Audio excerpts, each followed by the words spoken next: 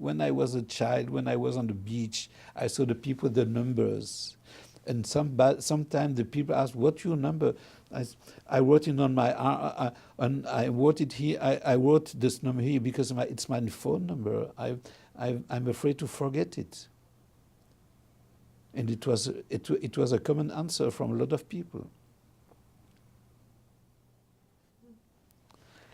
And it also why all this phenomenon of testimony began in the same time.